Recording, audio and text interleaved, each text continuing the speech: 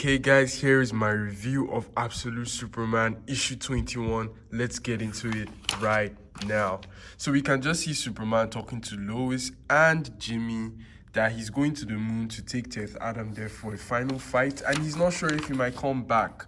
And this is it, bro. I love the way this shit is going. Like, this is my first comic book in like a decade. My first comic book was actually Superman's Secret Origins, and I find it ironic that I'm now a Captain Marvel fan, but it's fine. So we see the fight happening on the moon. Superman is talking about how he needs help from King Shazam, you know. He tells him about how his senses are like his, that when he made that wish to the wizard 3,000 years ago, millions were suffering, now billions are suffering, and he doesn't know if he can save them alone. He's not his enemy and he wants him to stand down.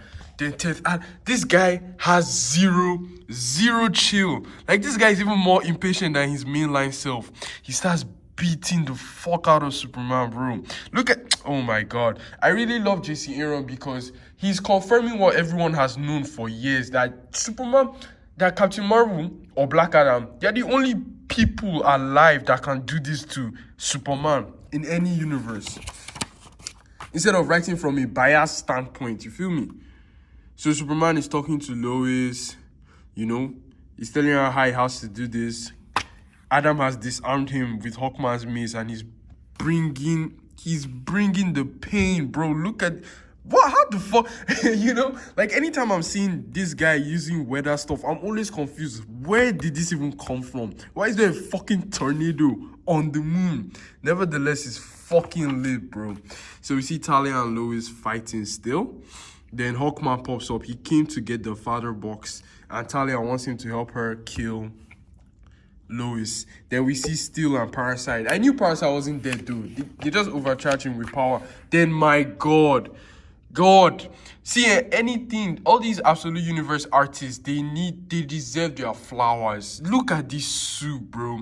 Look at this suit. Not even just his suit. I mean, when we saw Clark's suit at the end of the last issue, that shit was magnificent. But look at this shit. But then again, I have to ask, like, what the fuck are Clark and Adam's suits working? Look at how this shit just adapted to allow him breathe on the moon. Look at his breathing, this thing. But then this crown, oh my god, is so beautiful. Look at the snake at the top. The whole Egyptian attire going on, man. This is awesome. Better than that shit New 52 suits.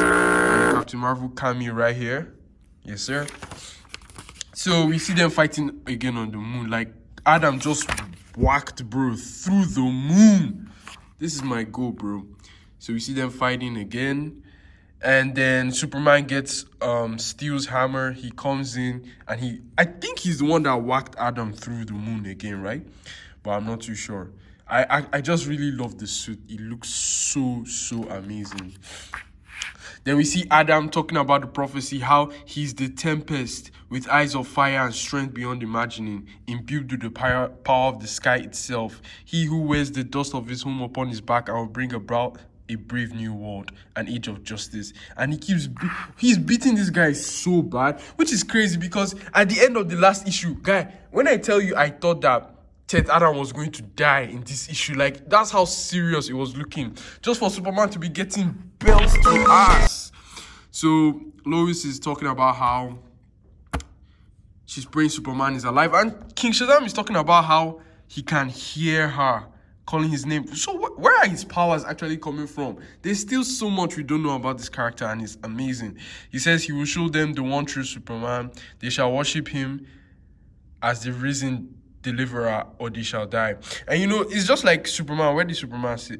He said something. He said here, what have you become? What happened to that slave boy? Exactly. Like, what's this guy saying? He's trying to become a ruler all of a sudden. So the boy who made the wish for freedom, 3,000 years locked up in that sarcophagus, you've lost yourself to madness. You've become what you most hated. That's what I wanted to say. But you're right. You have to kill him to end this. And he doesn't think that's what he wants. Then he says that slave boy has long since been erased. Teth Adam is no more. I am retribution made flesh.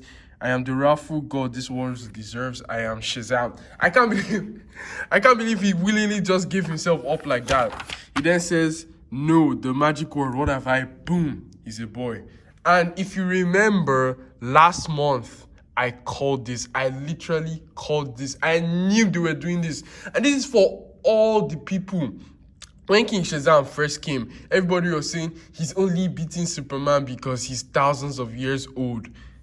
He's still a kid, number one. He only had his power for 8 days before he got sealed for 3,000 years. That's number two. But then there's still a fair argument that can be made. He probably fought the Justice League of 3000 BC, you know? But then we don't know for sure. So it's the same thing. They have the same experience level, but King Shazam is stronger and he's still a kid, which is crazy. But you heard it here first. So he can't breathe on the moon. Superman is trying to save him. Then Hawkman comes and he's using his mace to subdue him. How is he doing that? He then uses the father box to send him away. Then we see what's happening with Lois and Talia. Jimmy comes. Jimmy shoots Talia, but she's not dead. He just injured her. And he leaves Metropolis to become an Omega Man.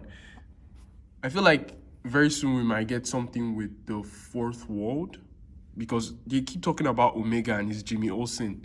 So, yeah. So we see Lois is working for the Smallville Gazette. Nobody's working for the Daily Planet anymore. Then Steel and Parasite in Clark's garage, I think. Then Talia and Lois doing what Raz and Superman were doing before he died. Then Hawkman is around Venus. He left Earth.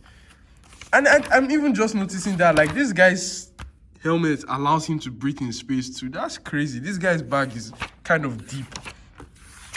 So we then see them talking. Superman is asking Hawkman what he did to Adam. He says he saved his life and he's welcome. And then Superman now fixed the moon with his eyes. And so we see that in typical fashion, Teth Adam has been banished thousands of light years away.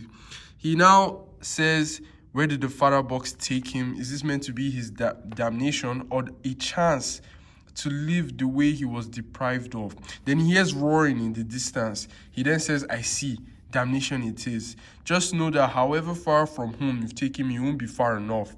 I'll find my way back to Earth, back to Superman, back to reclaim what belongs to Shazam. But when I return, it won't be as a savior. No, not this time. And he transforms and he says it will be as Superman's doom. And take a look at this panel. Multiple Doomsdays. They sent my guy to a planet full of Doomsdays. Now, Black Adam is strong, yes, but multiple Doomsdays. What is Jason Aaron thinking? Now I see where they might go with this. They're probably going to have him moving like Thrag and the Ragnars, right? But this is crazy. But then, what do I think? My predictions for Absolute Superman going forward. I think from the way he's writing this, right, Adam is a villain. There is no anti-hero, nothing. As of right now, as of the time of this recording, Adam is a villain. And I feel like there is a chance for Absolute Billy Batson, considering the father box is still operating and Adam has sworn to go back to Earth. Obviously, when he goes, he will come back with Doomsdays, of course, but he'll still come back with this father box. And maybe when Superman is about to die, the father box will reach out to Absolute Billy Batson or Absolute Freddie Freeman or Absolute Mary Batson. You never know. So I do feel like they are coming still. There's still much more to be seen. And there are still questions that they've not answered. What happened to the Justice League of the past? Who was the original Hawk person in the past? Who sealed Adam? Where are the Brainiacs that sealed it? Like, bro, there's still so much to unpack. And why is Adam acting the way he is? Like, he's genuinely, like, it's just like Superman said, where is that slave boy? Like, why is he acting like this? We need to know ASAP.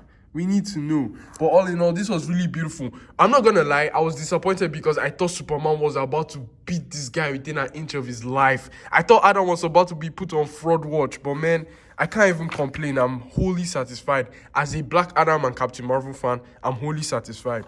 And I just love this suit. Oh my God. This is beautiful. I can't wait to see much more from Black Adam. I can't wait to see Absolute Captain Marvel because obviously Black Adam is not turning face. I genuinely expected this guy to turn face and become a hero, but it looks like that's not what's gonna happen. But we have to wait and see. Kudos to JC Aaron. Kudos to Rafa Sandoval on art. And I love this shit, bro. Let's go.